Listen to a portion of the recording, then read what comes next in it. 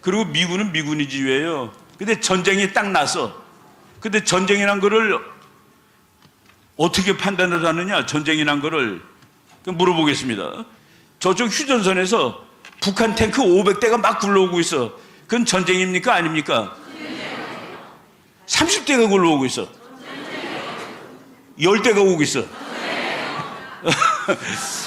그거 전쟁이냐 아니냐를 이제 북한이 탱크가 100대가 어떠고 칩시다. 그러면 한국군 참모총장하고 미군 참모총장이 만나요. 이거 전쟁이라고 봐야 되겠습니까? 둘이 이거 전쟁입니다라고 합의를 하면은, 그러면 국방장관한테 올라갑니다. 한국 국방장관하고 미국 국방장관이 이거 전쟁입니다. 그러면은 각국 대통령한테 올라가요.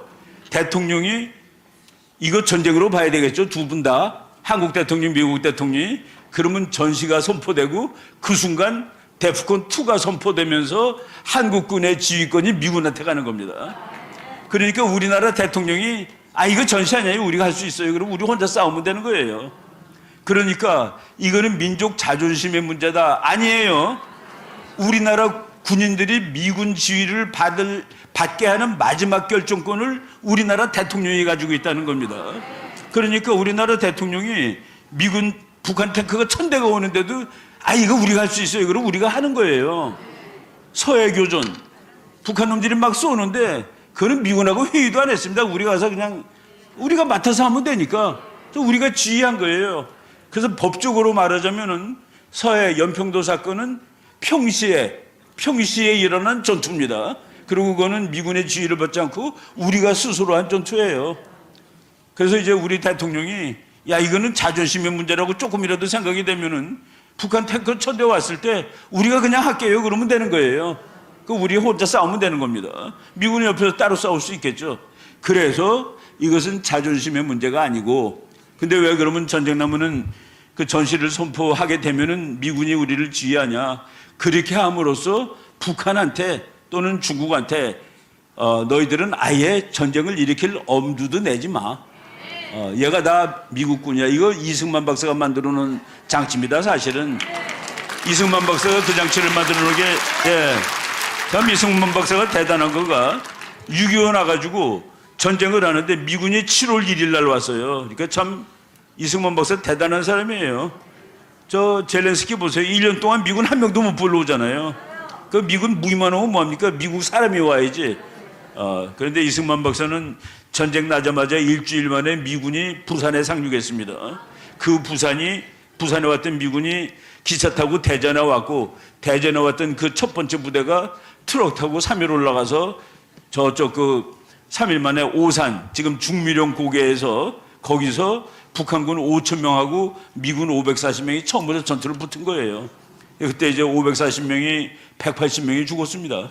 3분의 1이 7시간 동안 정말 아주 처절한 전투를 했는데, 그 전투를 나중에 승리한 전투로 재평가를 하는 이유는 미군이 540명이 북한군 5,000명을 거기서 7시간 동안 막았는데 북한군이 다시 줄 서는데 열흘이 걸렸어요. 열흘 동안 미군이 그냥 부산으로 막 들어온 겁니다. 그래가지고 우리가 이길 수 있는 근거를 마련했기 때문에 요 540명짜리 부대가 북한군을 7시간이나 막았다는 거, 그리고 열흘 동안이나 줄 바로 서게 시간을 지연시켰다는 거는 전체 맥락에서 봤을 때 승리한 전투로 볼 수 있다 해가지고 전쟁사에서 이제 바꿨었죠. 그런데 미군 따로 싸우고 미군은 올라가고 한국군은 내려가고 그러는 사진도 있어요. 그래서 이승만 박사가 이렇게 해서는 안 되겠다. 이거를 미군 메가더 장군한테 다 줘야 되겠다, 한국군을. 그리고 메가더 장군은 우리한테는 끝내주는 영웅인데 미국의 학자들은 메가더를 조금 좀 싫어해요. 완전 고집불통이고, 그리고 그 사람은 전쟁이 나면 무조건 이겨야 돼. 뭐 핵폭탄이고 뭐고 관계없어. 중국하고 싸우고 이런 건 관계없어. 무조건 이기는 게 끝이야. 그래서 이승만 박사가 그 메가더 장군의 전략을 알거든요. 한국군을 이걸 메가더 보고 지휘를 시켜야 되겠다고 편지를 써줍니다. 편지에 이제 이 전쟁이라는 특수한 시기 동안 우리 대한민국 국군을 귀관이 지휘해 주시기를 부탁합니다 라고 편지를 써줘요. 그랬더니 메가더 장군이 대한민국의 용맹한 군대를 지휘하게 된 것은 본인의 영광입니다. 이 전쟁을 필히 승리로 이끌어 드리겠습니다. 그러니까 이승만 박사가 메가더의 그 고집불통의 전략론, 저 사람은 무조건 이겨야 돼. 핵폭탄까지도 써서 이겨야 돼. 근데 그게 이제 군인이 대통령한테 대민꼴이 돼가지고 결국은 이제 다 쫓겨나고 그랬습니다만은 그래서 그 편지를 메가더 장군이 우리 대통령한테 써준 것이 1950년 7월 14일입니다. 7월 14일부터 작전 지휘권이 이제 그 미군한테 가 있던 거예요. 6.25 끝난 다음에 쭉 그렇다가 한국군이 광주 그리고 저 부마 사태 거기 들어가는데 우리나라 좌파가 뭐냐 그러면 미군이 보냈다는 거야. 왜냐하면 미군이 다 지휘를 하니까. 한국 군대가 진압하러 갔는데 이거는 필히 미군이 보낸 것 같아. 그래서 미국한테 덤비는 겁니다. 근데 미국은 자기네가 보낸 적이 없어요. 한국군 공수부대 저 광주 들어가고 한국군 해병대 저 부마 사태 가라고 말한 적이 없거든. 근데 우리나라 좌파가 하도 그러니까 미국이 그러면 좋다. 평시에는 니네들이 지휘를 해. 전쟁 나면 우리가 할게. 그래서 평시 전시가 바뀐 것이 김영삼 대통령 때입니다. 근데 이 김영삼 대통령은 또 조금 좀 모자란 사람이라 우리나라가 독립을 찾았다고 또 얘기를 했습니다. 그날. 이게 웃기는 거죠. 독립하고 전혀 관계없는 거예요. 하도 우리나라 좌파들이 미군이, 그러면서 미군 나가래. 미군 때문에 우리나라 민주화 운동이 다 탄압받았다고 그러면서. 그래서 평시 따로 전시 따로 만들어 놓은 겁니다. 그래서 옛날에 이승만 박사 있을 때는 그냥 작전 지휘권이랬어요, 그 이름이.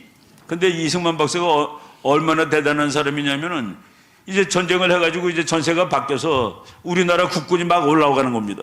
그래서 그 정일권 장군이 강릉에 도착했어요.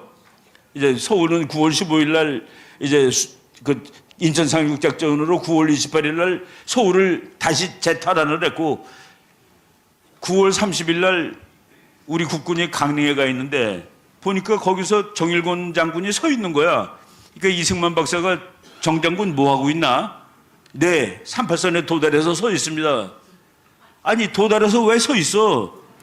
근데 이제 전쟁이 38선에서 시작된 전쟁인데 우리가 밀려갔다가 38선까지 왔는데 이거를 넘어가면 성격이 달라지죠. 전쟁의 성격이. 그래서 정일권 장군이 각하께서 작전 지휘권을 메가더 장군한테 넘기셨기 때문에 메가더 장군이 넘으려야지 넘을 수가 있습니다라고 얘기를 해버린 거예요. 그랬더니만은 이승만 박사가 노발대발하면서 당신은 누구 부하야? 예, 각하 부하입니다. 그럼 내가 명령할 테니까 넘어가. 그래서 10월 1일 날 넘어갔습니다.